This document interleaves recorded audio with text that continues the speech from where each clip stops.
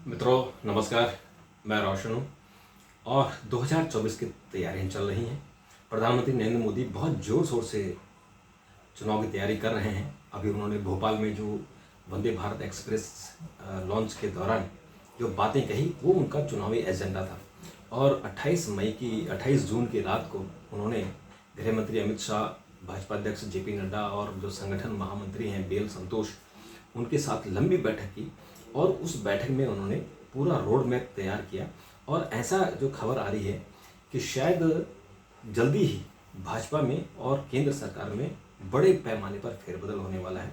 कुछ मंत्री हटाए जाएंगे, कुछ मंत्रियों को संगठन में लाया जाएगा, कुछ संगठन के लोगों को सरकार में लाया जाएगा, कुछ राज्यों से, जिन राज्यों में भाजपा कमज़ोर है वहाँ के लोगों को मंत्री बनाया जाएगा ताकि वहाँ एक मैसेज जाए कि वहाँ के लोग भी सरकार में है, मंत्रिमंडल में है।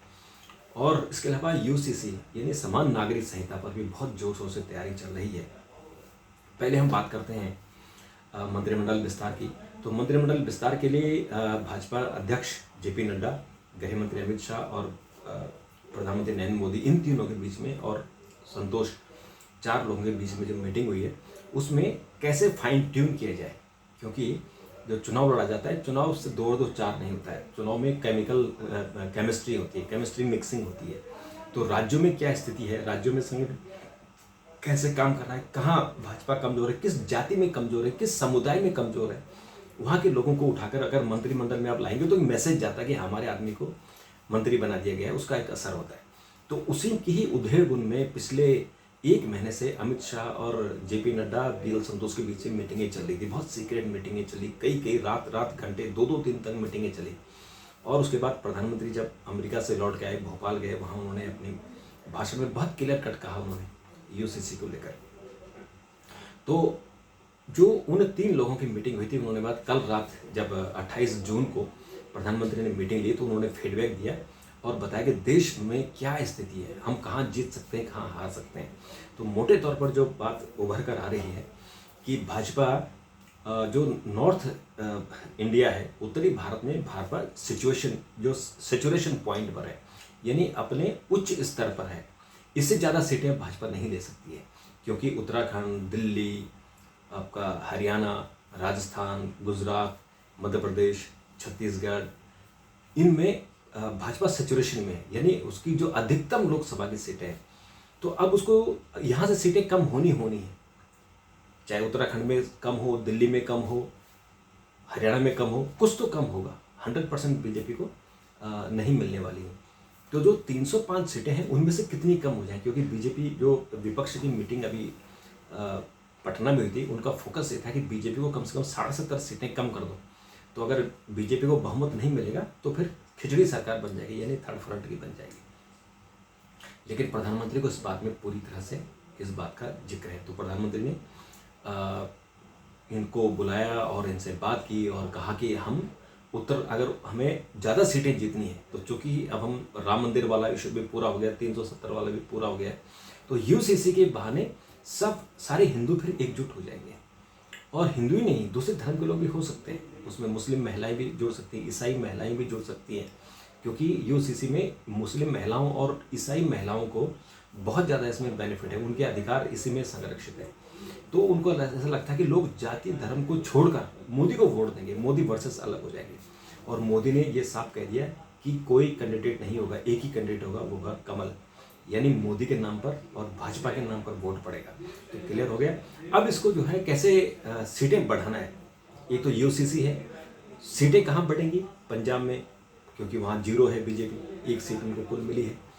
आपकी सीटें बढ़ सकती हैं बंगाल में, क्योंकि वहाँ जो तृणमूल कांग्रेस है और ऐसा लगता है कि जो विपक्ष है उसकी एकता होगी नहीं।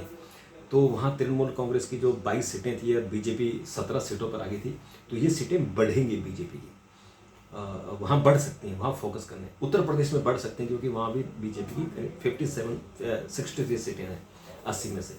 तो वहाँ जो अगर इनमें गठबंधन नहीं होगा, जैसे मायावती ने कह दिया कि हम विपक्ष के गठबंधन में नहीं जाएंगे, तो फिर वहाँ अब झगड़ा होगा कि कांग्रेस को कितनी मिलेंगी, सपा को कितनी मिलेंगी। तो इस तरह से कुल मिला के आप ये समझिए कि उत्तर प्रदेश में सीटें बढ़ने के चांस हैं और नॉर्थ ईस्ट में बीजेपी सैचुरेशन पॉइंट में है। अब बीजेपी को चाहिए कि हम दक्षिण में कितना ले जाएं। अब दक्षिण में जैसे कर्नाटक में 28 में से 25 सीटें बीजेपी के पास है, तो अब वहाँ सीटें घटेंगी क्योंकि वहाँ कर्नाटक में कांग्रेस की सरकार बन गई, तो यहाँ खतरा है बीजेपी के लिए। तो बीजेपी ने फोकस किया है तमिलनाडु की तरफ। तो तमिलनाडु में कुछ अभी स्कीमें लॉन्च की हैं प्रधानमंत्री ने, और वहाँ कोशिश की है उन्होंने कि कैसे वहाँ के लोगों को जोड़ा जाए। तो तमिलनाडु के लिए कुछ न कुछ प्रधानमंत्री करते रहते हैं। और तमिल लैंग्वेज को जो उन्होंने क्लासिकल लैंग्वेज की बात कही है, और भी बहुत सारी बात कही है। तो शायद वो जैसे अभी सिंगोल की बात हुई है, तो जो नई संसद में सिंगोल का जो स्थापना हुई है वो तमिल का ही है बेसिकली, जो चोल वंश का है। तो चोल वंश तमिल वंश था जो तमिलनाडु के थे। तो ये बड़ी बात थी कि तमिलनाडु को रिकॉग्निशन मिला, तमिलनाडु के लोग बड़े खुश हुए इससे। तेलंगाना में बीजेपी अच्छा कर रही है, उनकी सीटें नहीं हैं, लेकिन एक सीट है केवल। तो वो सीट अब वो वहाँ के जो बंडी संजय कुमार हैं जो अध्यक्ष हैं, शायद उनको यहाँ केंद्रीय मंत्री बनाने की बात चल रही ताकि तेलंगाना में फोकस रहे।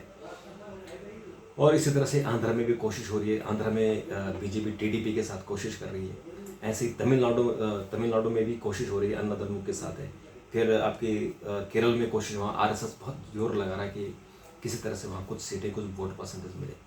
और पंजाब में भी अकाली दल से फिर बात हो रही है, शायद गठबंधन हो जाए। और जम्मू कश्मीर में भी कुछ बीजेपी कुछ क्षेत्रीय दलों के साथ बातचीत कर रही है। तो कुल मिला के बात ये कि कैसे हम जो हमारी 305 सीटें हैं बीजेपी की, वो मेंटेन की जाए। और वो अगर मेंटेन ना भी रहे तो कम से कम 272 सीटें तो मिलनी है, जो बहुमत के लिए जरूरी है, क्योंकि बीजेपी को तीसरी बार सरकार में आना ही आना है। अब बात करते हैं यूसीसी की। समान नागरिक संहिता को लेकर प्रधानमंत्री ने स्पष्ट कर दिया। अब उसको लेकर जो सबसे पहली बात चल रही है वो चली उत्तराखंड के लिए। उत्तराखंड की जो विशेषज्ञ समिति है उसके अध्यक्ष हैं रंजना देसाई, जस्टिस रंजना देसाई। उन्होंने अपनी समिति की रिपोर्ट तैयार कर ली है और मोस्ट प्रोबेबली वो 1-2 दिन में अपनी रिपोर्ट सौंप देंगे। और फिर उत्तराखंड में विधानसभा का स्पेशल सेशन बुलाकर उसे पारित करेंगे। और वहाँ जो विधेयक पारित होगा उससे सबसे पहला राज्य होगा उत्तराखंड जहाँ यूसीसी लागू होगा। और वैसे तो गोवा में लागू हो चुका है, लेकिन वो पहला कानून है।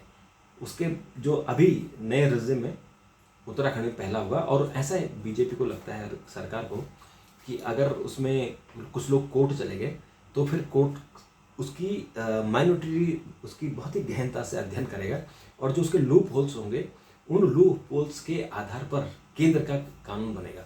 और ऐसे उम्मीद की जा रही है कि 17 जुलाई से मानसून सत्र होगा।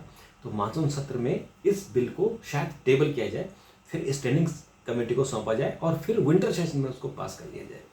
तो बेसिकली विंटर सेशन ही है बीजेपी के पास, मोदी के पास। उसके बाद जो सेशन होगा वो बजट सेशन बहुत छोटा होगा, उसमें कोई कानून पास नहीं होगा, क्योंकि उसके बाद चुनाव डिक्लेयर हो जाएंगे। और इसलिए जो भी इनके पास समय है वो विंटर सेशन तक का है। तो उसके लिए पूरी तैयारी चल रही। कल रात भर मीटिंग चली है, बहुत ज़बरदस्त मीटिंग हुई है। और उसमें कुछ मंत्री इधर से उधर होंगे, कुछ संगठन के लोग मंत्रालय में जाएंगे। और उत्तराखंड में यूसीसी लागू होगा। और उसके अलावा फिर